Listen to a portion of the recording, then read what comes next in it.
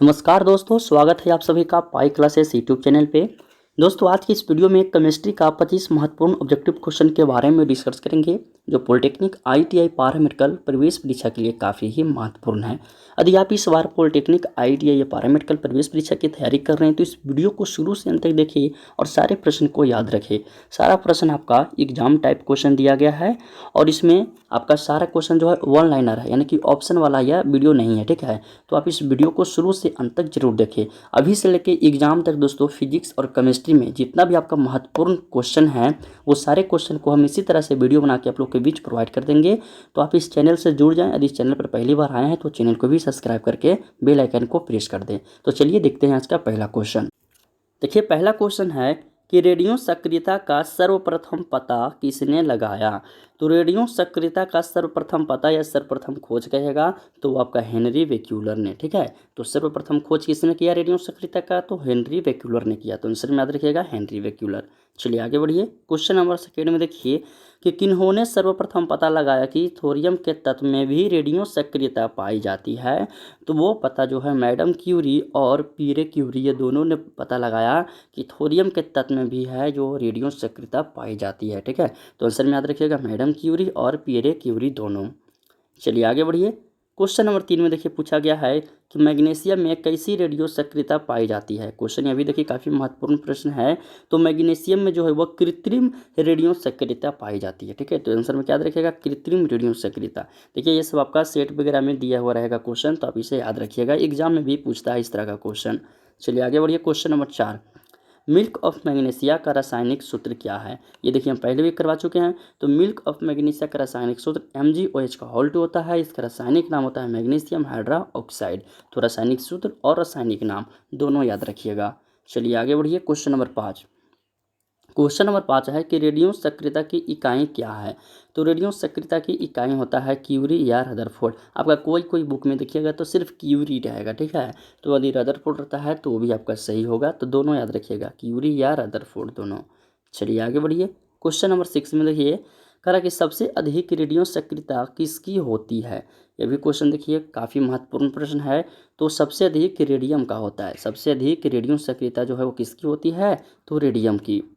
चलिए आगे बढ़िए। क्वेश्चन नंबर 7 में देखिए क्वेश्चन नंबर 7 में पूछा गया कि रेडियोधर्मी पदार्थ क्या उत्सर्जित करते हैं। तो रेडियोधर्मी पदार्थ जो है वो पदार्थ अल्फा कण, बीटा कण और गामा कण जो है वो उत्सर्जित करते हैं, ठीक है। तो याद रखिएगा कौन कौन, अल्फा, बीटा और गामा, ये तीनों कण जो है उत्सर्जित करते हैं रेडियोधर्मी पदार्थ। चलिए आगे बढ़िए। देखिए क्वेश्चन नंबर 8 है कि हाइड्रोजन के रेडियो सक्रिय समस्थानिक को क्या कहते हैं। तो दोस्तों याद रखिएगा हाइड्रोजन के रेडियो सक्रिय समस्थानिक को ट्राइटियम कहते हैं, ठीक है। क्या कहते हैं, ट्राइटियम कहते हैं। चलिए आगे क्वेश्चन देखिए। क्वेश्चन नंबर 9 में पूछा गया है कि कार्बन डेटिंग से किसकी आयु का निर्धारण होता है। यह क्वेश्चन आपका पूछा गया क्वेश्चन है। तो याद रखिएगा कार्बन डेटिंग से जीवाश्म की जो है आयु निर्धारण किया जाता है कि वो कितना साल पुराना है, ठीक है। चलिए आगे बढ़िए। क्वेश्चन नंबर 19 में पूछा गया है परमाणु शक्ति संयंत्र किस सिद्धांत पर कार्य करता है। तो परमाणु शक्ति जो जैसे परमाणु बम हो गया तो वो नाभिकीय विखंडन पे कार्य करता है। तो परमाणु शक्ति जो है वो नाभिकीय विखंडन के सिद्धांत पर कार्य करता है। पूछेगा कि परमाणु बम किसके सिद्धांत पर कार्य करता है, तो नाभिकीय विखंडन। हाइड्रोजन बम कहेगा तो वो नाभिकीय संलयन होगा। नोट में आप बता दिए कि परमाणु बम में ऊर्जा मुक्त करने के लिए नाभिकीय विखंडन की प्रक्रिया उत्तरदायी होती है, इसीलिए परमाणु बम जो है वो नाभिकीय विखंडन के सिद्धांत पे कार्य करती है, ठीक है। तो ये सब याद रखिएगा।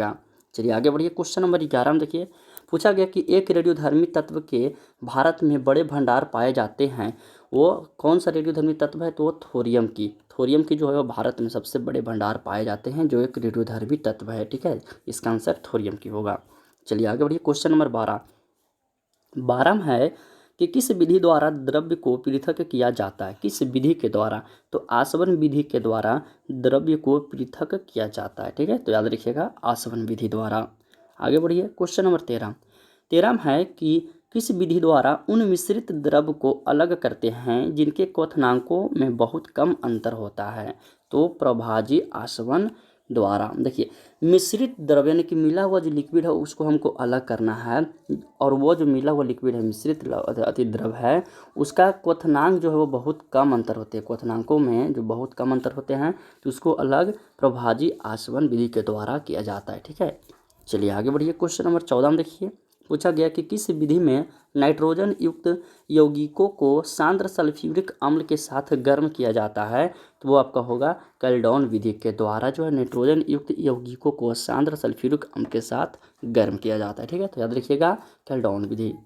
चलिए आगे बढ़िए। क्वेश्चन नंबर 15 में पूछा गया है कि किस विधि द्वारा नाइट्रोजन युक्त कार्बन यौगिक को कार्बन डाइऑक्साइड के वातावरण में कॉपर ऑक्साइड के साथ गर्म करने पर नाइट्रोजन मुक्त होता है, तो ड्यूमा विधि के द्वारा जो है नाइट्रोजन युक्त कार्बन यौगिक को कार्बन डाइऑक्साइड के वातावरण में कॉपर ऑक्साइड जो है उसके साथ गर्म करने पर नाइट्रोजन गैस मुक्त होता है। तो कौन विधि है, तो ड्यूमा विधि के द्वारा। ठीक है, चलिए आगे बढ़ते हैं। क्वेश्चन नंबर 16 में आइएगा।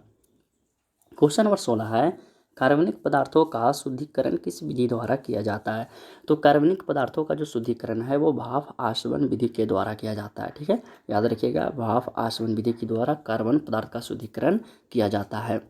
चलिए आगे बढ़िए। 17 नंबर क्वेश्चन है कि साबुन उद्योग में युक्त शेष लाई से ग्लिसरॉल पृथक करने के लिए किस विधि का उपकरण किया जाता है, तो साबुन उद्योग में जो युक्त शेष लाई से जो ग्लिसरॉल पृथक करने के लिए जो विधि का उपयोग किया जाता है वो विधि आपका होता है निम्न दाब पर आयतन विधि के द्वारा किया जाता है। ठीक है, तो याद रखिएगा निम्न दाब पर, आयतन नहीं आसवन विधि। ठीक है, मिस्टेक हो गया यहाँ पे, निम्न दाब पर आसवन विधि के द्वारा। चलिए आगे बढ़िए। 18 नंबर क्वेश्चन करके कार्बन के एक परमाणु के द्रव्यमान के 12वें भाग को क्या कहते हैं, तो कार्बन के एक परमाणु के द्रव्यमान के जो 12वें भाग है उस भाग को क्या कहते हैं, तो परमाणु द्रव्यमान इकाई कहते हैं। क्या कहते हैं, परमाणु द्रव्यमान इकाई। याद रखिएगा परमाणु द्रव्यमान इकाई। आगे बढ़िए। क्वेश्चन नंबर 19 कर कि मॉल को अन्य किस नाम से जाना जाता है, तो मोल यहाँ पर देखिए इस तरह से है, मोल जो होता है ना, मोल अर्थ आप लोग समझ रहे होंगे। ठीक है, यहाँ पर मोल गलत लिखा गया, तो मोल को जो है वो एवोगाड्रो संख्या के नाम से भी जाना जाता है। ठीक है, यहाँ पर मोल, ये वाला मोल अर्थ आप लोग समझ ही रहे होंगे, केमिस्ट्री में आपको पढ़ना है तो उसमें उसको जो है एवोगाड्रो संख्या के नाम से भी जाना जाता है। चलिए आगे बढ़िए। क्वेश्चन नंबर 20 में है कि इलेक्ट्रॉन की खोज किसने की, तो इलेक्ट्रॉन की खोज जो है वो जे थॉम्सन ने की। सभी को पता होगा इलेक्ट्रॉन की खोज जे थॉम्सन ने की। चलिए आगे बढ़िए। क्वेश्चन नंबर 21 में आइएगा कि किस वैज्ञानिक ने परमाणु सिद्धांत का प्रतिपादन किया। क्वेश्चन काफ़ी ही महत्वपूर्ण है, IIT में पूछा गया है। तो किस वैज्ञानिक ने, तो जॉन डाल्टन ने वो परमाणु सिद्धांत का प्रतिपादन किया। याद रखिएगा जॉन डाल्टन।